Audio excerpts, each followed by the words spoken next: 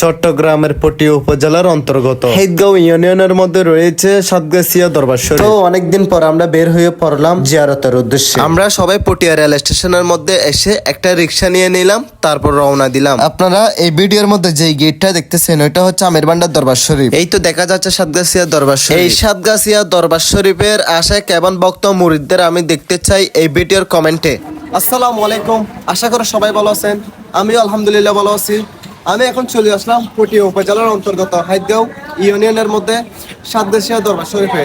তো আজকের ব্লগটা শুরু করা যাক, আপনারা সবাই পুরোপুরি দেখার চেষ্টা করবেন। আমরা এখন হাঁটি হাঁটি পা দিয়ে ভিতরে ঢুকে পড়লাম। আপনারা যেগুলো দেখতেছেন এগুলো হচ্ছে মাদ্রাসা। পুরো দরবার শরীফের ভিউটা আপনাদেরকে দেখানোর চেষ্টা করলাম। আমরা সবাই যেহেতু জিয়ারতের উদ্দেশ্যে আসলাম, উজু করে আসলাম। উজু করে এখন বড় পীর আব্দুল কাদের জিলানী রহমতুল্লাহ আলাইহির আস্তানা শরীফে জিয়ারত করে নিব। আপনারা হয়তো কেউ বিশ্বাস করবেন না, এই হেদগাঁও ইউনিয়নের সাতগাছিয়া দরবার শরীফ পীরানে পীর দস্তগীর আব্দুল কাদের জিলানী রহমতুল্লাহ আলাইহির আস্তানা শরীফ আছে। প্রত্যেক বছরেই এই শরীফ পালিত হয় 17 ফাল্গুনে। আপনারা এখন ক্যামেরার মধ্যে যে দৃশ্য দেখতেছেন ওটাই হচ্ছে মসজিদ। আপনারা যারা রাস্তা দিয়ে আসেন যে গম্বুজ ওয়ালা মসজিদটা দেখেন, এখানের মধ্যে আস্তানা শরীফ। এটি হলো মিনারে দস্তগীর। মাশাআল্লাহ অনেক সুন্দর হয়েছে এই গম্বুজ। আমরা এখন আস্তে আস্তে উঠে পড়লাম আরে বিল্লাহ সুলতানপুরের মাজার শরীফে। জিয়ারত করে নিলাম। আপনারা সবাই হয়তো আমাকে বলতে পারবেন যে আপনি ভাই এখানেও জিয়ারত করছেন ওই মাজারও জিয়ারত করছেন। আসলে তা না ভাই, আমরা সুন্নি মুসলমান, আমাদের নাই কোনো ভেদাভেদ। তাই আমরা সব আউলিয়া কেরামের এবং সব মাজারকে আমরা মানি,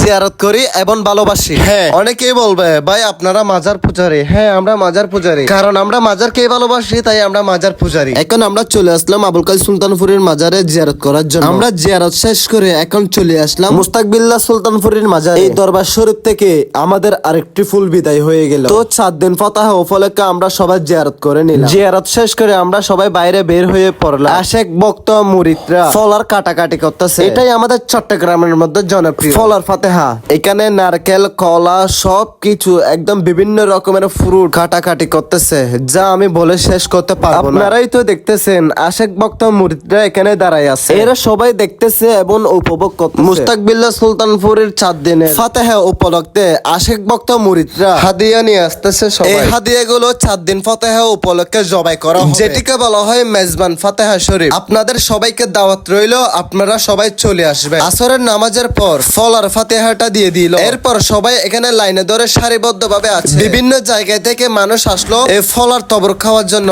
তো আজকের ব্লগ এখানে শেষ। আপনারা যদি ভিডিওটা ভালো লাগে শেয়ার করে দিবেন। আসসালামু আলাইকুম।